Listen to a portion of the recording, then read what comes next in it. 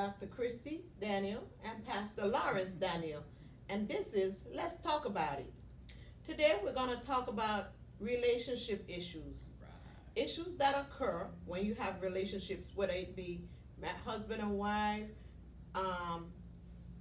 friendship relationships, how you should take care of relationships. I find that one of the biggest issues, one of the biggest struggles with relationships is communication. We don't know how to do the correct delivery, so it's not what we say, but it's the how we say it. I might come off and try to say something to my husband, and I'm trying to, I don't mean to be rude, but I'm being rude because of my delivery, my tone. Or we don't talk at all. We communicate through the bedroom, and a lot of people do that. They don't communicate. They think showing love is just in the bedroom, so it's like that's the way we communicate. If we angry, we just have makeup. So how do y'all feel that into teaching other couples how to keep their marriage solid, grounded? Well, like you said, communication. You want me to switch it up? Sure. Well, like you said, communication is a challenge in marriage. That was one of the things that we had, because when you get married, you have two individuals that come from perhaps two different backgrounds, two different lifestyles. And so in dating, a lot of times when people date, they put the facade up and they put their best foot forward. So you really never get to see who the real person is. So 6 months to a year into the marriage, you realize that, who is this person? I don't remember you. Yeah, I don't know. Because during the dating process, we spent time going out and doing things that we really like, and we had our best foot going together, and it was laugh, and we really didn't communicate about life issues. Because when you get married, you communicate about life, because now the plateau has changed from dating to family. And so when you become a family, you have challenges, because now we got to understand who takes out the trash.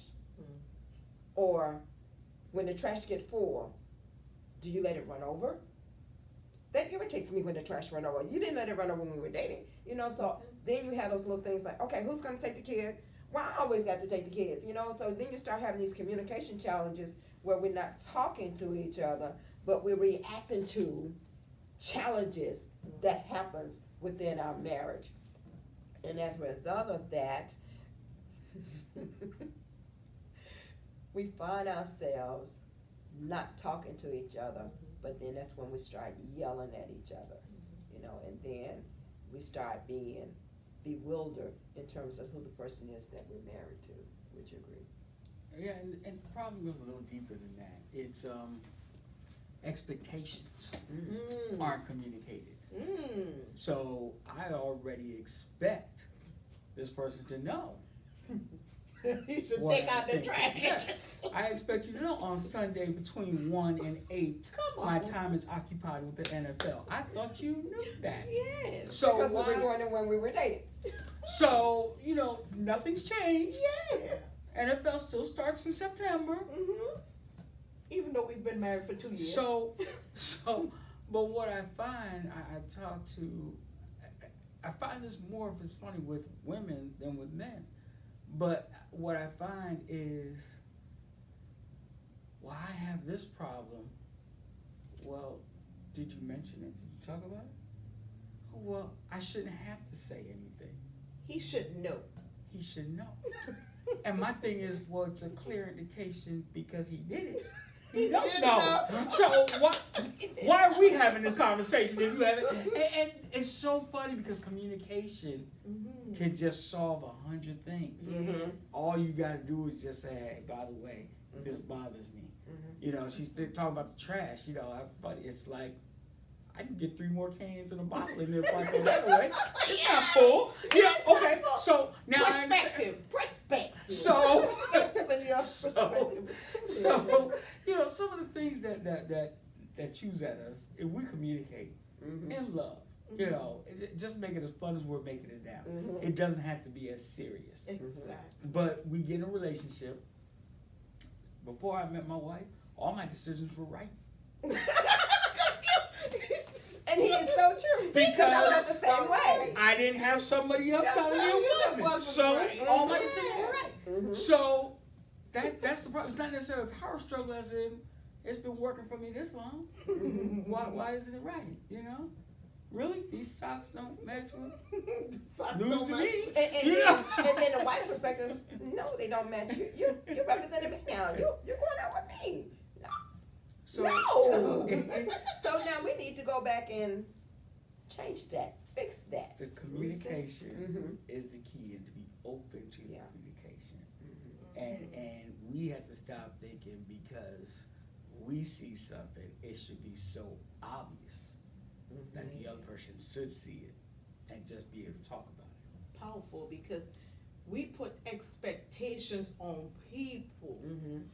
that, and we put these expectations on them without not knowing that what capacity they could fulfill. Mhm. So I'm expecting you to do A, Y, and Z, and you could only do B, D, and F. Because you don't have the capacity to do Y and Z.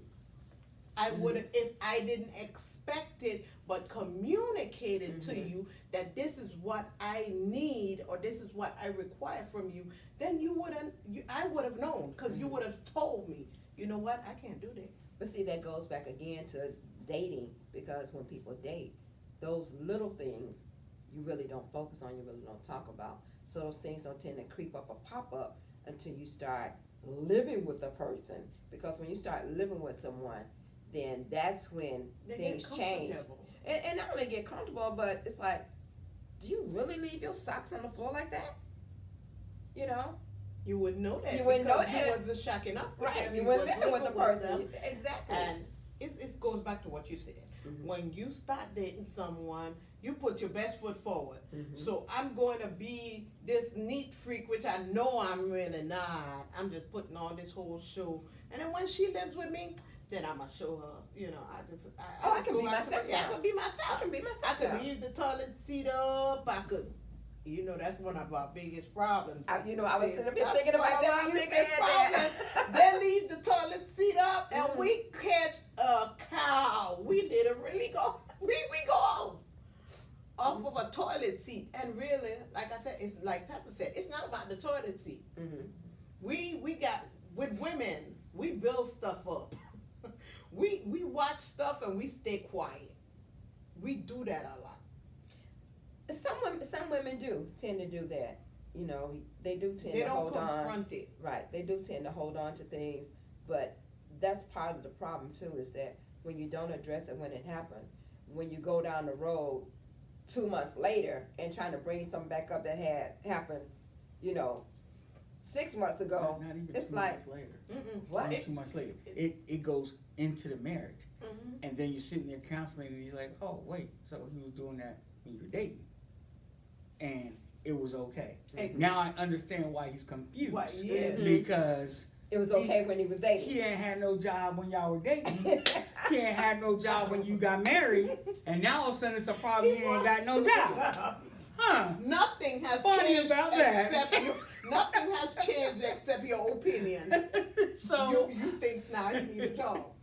Nothing has changed. But you know what?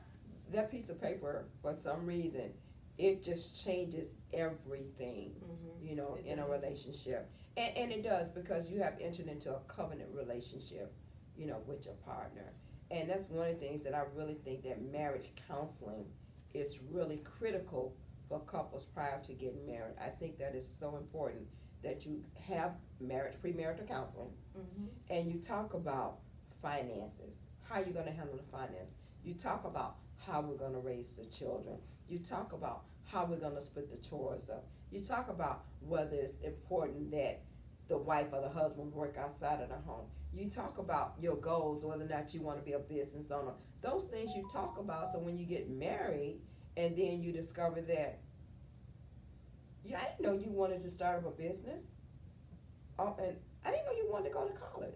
You know, so those things, when you discuss those things prior to getting married, you can have a clear understanding in terms of what it is that you're walking into when you get married. And things so often change in people's lives, and that's why it's important that you're committing to the person, not to the things they do. Because so many things change, but so many people won't commit to the things they do. I like the way you're committing to that person, and if the things that person does change, will you still be committed to that person?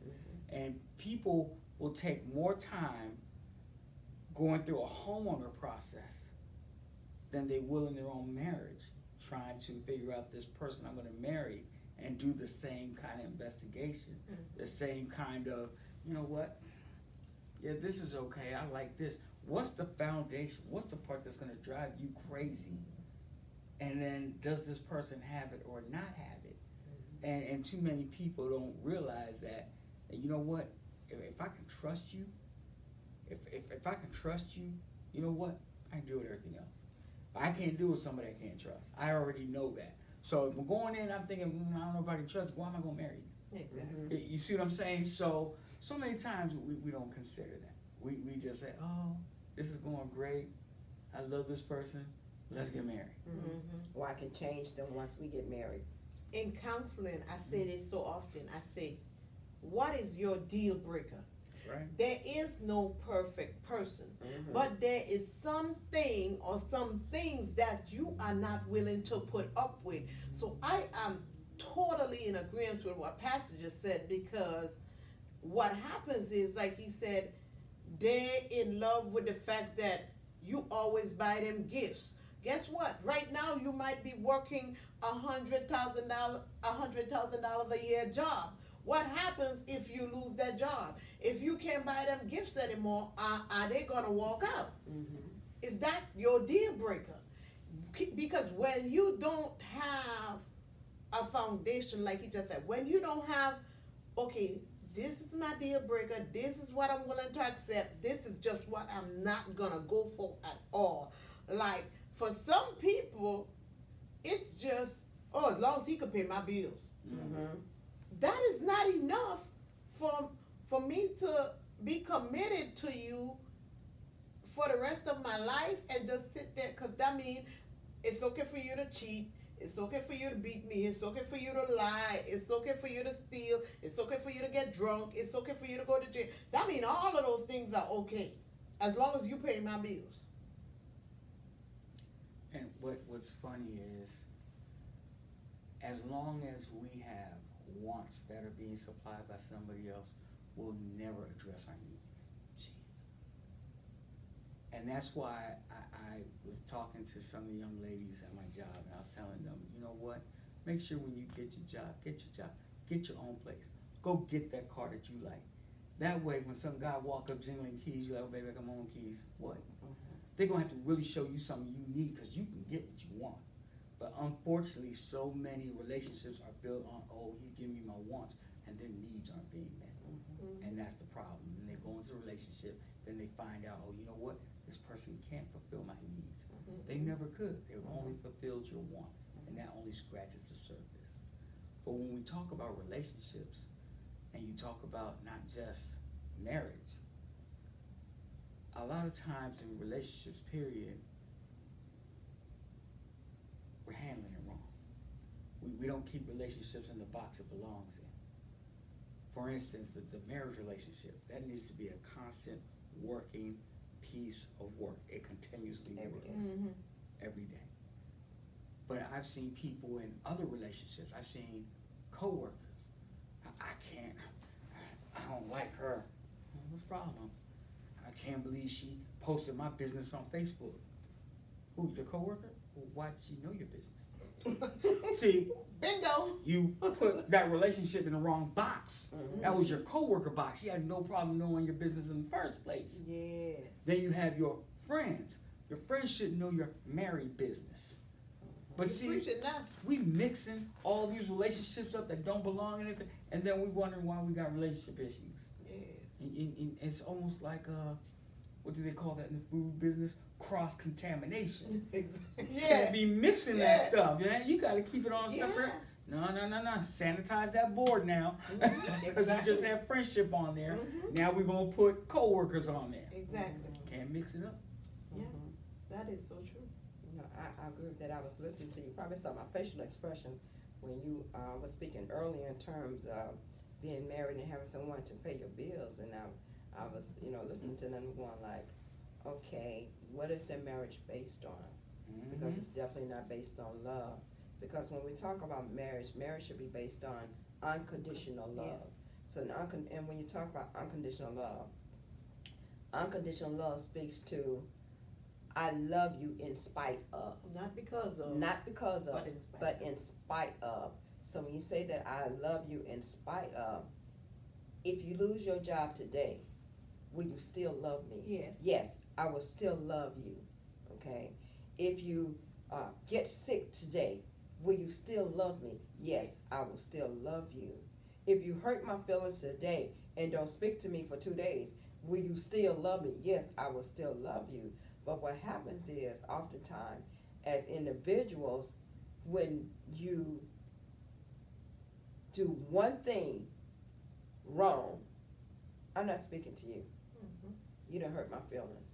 I might fall out of love with you, but that's not unconditional love. So unconditional love has to be taught somewhere. And I like that scripture that you read, because with that scripture, it talks about the threefold cord. And so when you talk about the threefold cord being you, the person, and then Christ's love, the marriage being based on biblical principles. And when you have a marriage based on biblical principles, then you understand that my marriage is not going to replicate what society say that my marriage should look like. Because society oftentimes dictate to couples how you should interact with each other in marriage. But if your marriage is solid, on a solid foundation, based on biblical principles, then you're looking at the fact that my relationship is based on how I understand that God says that I should love you with an unconditional love, in spite of what you say or what you do. See, but it doesn't make sense in society because we're taught because of. Yeah. I'll prove it to you. Everybody here was in elementary school, and we had to make our mothers those Mother's Day cards. And she pretended that it was the best thing that she ever got. Yeah. This is the prettiest thing, trying to read it, trying to figure out what you drew. And what that word is. But the teacher would always say, make your Mother's Day card and tell mommy you love her because, you know, we taught because of love at an elementary school age. We're taught because of love. Because of what you do, mommy, Yeah. I love you. But you know what's Because funny? you buy me toys, Mom. The reality is, those kids love mommy. I don't care if mommy not working, mommy on food stamps, mommy crackhead, whatever, they love mommy. And it's never been because of, it's been in spite of, but that's what they've been taught. That's always what they've been taught. And so now, when we grow up, we love you because of. Rarely do we have couples coming in talking about how they can enhance the other person's life, and that's why they want to get married. It's always what that other person can do for them. Makes me feel good. Yeah, and it's like, one of y'all said, you should, I think it was you, Dr. Christie, that you shouldn't go in trying to change someone. I think that is a lot of the issues with us, because we love to be creative. We like to be Miss Fixer-uppers. We're Miss Fixer-uppers. And we love something that's a challenge. We love, well, you know what? I know he done been to jail like 19 times. I know he on probation, but I see the good in him. Okay, let's break this down. He's gonna have a hard time getting a job with his background. But love will take care of that. Yeah. Because I loves him. Yeah. But love ain't gonna pay them bills. I didn't say that, did I? Yes, you did. Yes, you did. Yes, you did. Yes, you did. This, and so we go in and we come in trying to change. You know what? I know he don't dress right, but I could teach him how to dress. Mm-hmm. I know he don't, but I could teach him that. And then you get married, and when you can't teach him this stuff, I know he was with her, and I know he used to cheat, but he used to cheat because he was cheating on her. He got me now. What make you any different? Because he cheated with you to get her. He cheated with you. You understand what I'm saying? But here's the problem. The challenge with what you just said is that, number one, that's lust and not love. Come on. That's number one. Number two, we got issues of low self-esteem. And so when you look at the fact that you got those two things right there, we got to start with the person first. Yeah, We got to say, don't you love yourself better than that? Mm-hmm. That's where it has to start. It has to start with the person first, knowing who they are and learning to love themselves first. Because if you don't love yourself, you can't love nobody else. Sure. So going out and trying to pick up somebody that can't do anything for themselves, and you got three kids at home, and you finna take on another child too that can't get a job? Really? What? That's what they're doing out here, girl. Yeah, but the thing is that again, you're not loving yourself. You don't have any respect for who you are. And you know, there was a saying they used to say back in the day, why advertise the merchandise, you know, when you don't want nobody to buy it? Mm-hmm. Okay? So what that says is that we should love ourselves enough that we care about how we present ourselves, you know, how we carry ourselves in society. Because how you carry yourself speaks volumes in terms of what you attract to you, you know. And if you're always attracting negativity to you, then you need to stop and look at yourself and say, okay, what am I doing wrong? What is the problem here? Mm-hmm. You know, and then so we kind of drift away from relationship and start looking at a relationship with me. I'm gonna attack the flip side of the coin. Mm-hmm. All right, I'm gonna go with the flip side. Go ahead. But before I go there, I'm gonna say, you know, we talk about be careful of what you attract.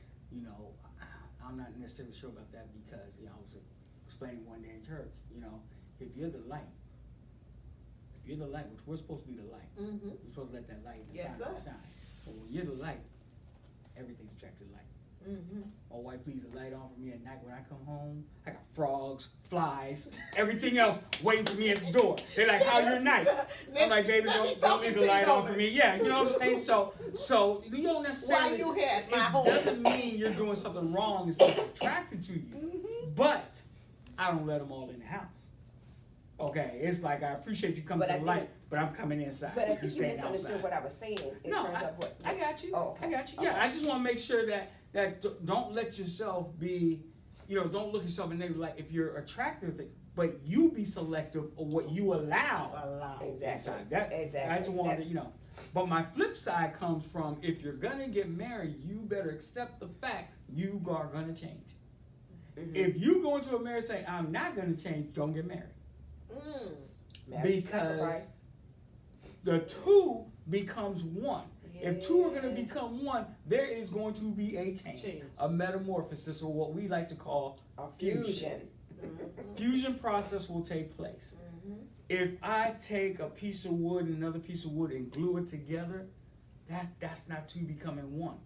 Because I can easily, eventually pull that apart and still be two pieces. Two becoming one, it takes zinc and it takes bronze. I believe, yeah, zinc and bronze.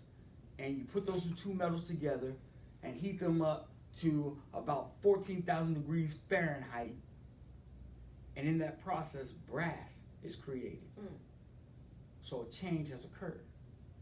Problem is when we get into marriage, people don't want to get heated up to that 14,000 degrees Fahrenheit. No. You better Matter of say fact, that. when it gets up to about 700 degrees, people are like, I'm here. I'm out of here. not gonna do this no more. But when I'm you done. go through that change, Mhm. when you go through that metaphor where the two can actually become one, then you have something beautiful. Now here's the trick bag in that. People are like, yeah, because after 2 years of marriage, they usually say that's the roughest part. And if you hang through that fusion process, you got this beautiful bronze vase. You're like, made it through. And then God goes, but I want a plate now. Now we get ready to heat it back up. And crank it up. And that process of going on, and you're like, oh my gosh, what's going on in our lives? But if you trust God through the process and stay in that heating process, but the problem is we don't, because we start thinking about us. Yes. Start thinking about us. Yes. You know, we'll get hired onto a job. And we'll work that job, and they say, you know what, we're gonna send you through some training. You'll go to that training. I don't know, one person said to job, say, oh, I was like this when you hired me. But they'll say it in a marriage in a minute. Yeah, I was like this when she married me. Mm-hmm. No, we gotta be open to go through those changes for growth, in order that the two can truly become one. So that's why I said I'm gonna come with the flip side of that. You know what? I like the flip side. Yeah. I like that side better than Because you know what? That's me. I say that all the time. I say until we could understand that temporary uncomfortability brings permanent comfortability, we will never get anywhere. Because as soon as we get uncomfortable, we run. But truth is, when you're uncomfortable, you're at that phase where you're just about to get into elevation, promotion. That's right. Elevation and promotion is right over the level of uncomfortability. But we get so busy. It's so uncomfortable. It's so uncomfortable. Yeah, it is. And this too shall pass. And that's what we said when we were going through our problems too. If we had stopped right there, we wouldn't be where we are today. We wouldn't be where we are today. You know, and we trusted God. It takes work. And then we also have this, and this is what we have to do is, divorce is not an option. Divorce is not an option. That D word. That D word. Divorce is not an option. Yeah. And see, you know, a lot of people use that now. Divorce is, you know, as soon as they have a problem, they're divorced. Because society makes it easy for us. Because society likes putting things in, you know, keep a safe stash just in case. Go to a separate bank account. And I promise you, I tell a couple all the time, if you plan for something, it'll happen. So if you keep a safe stash just cause it's gonna happen. But when you don't have a just cause, You work hard at making sure. you can't tell me the tightrope walker without a net is more careful than the one with a net. You can't tell me that. You won't convince me of that. I promise you, the one without a net is more careful, more skillful, because he has more to lose. Wow. That's all for today. Thank you for tuning in with us, and feel free to reach out to us.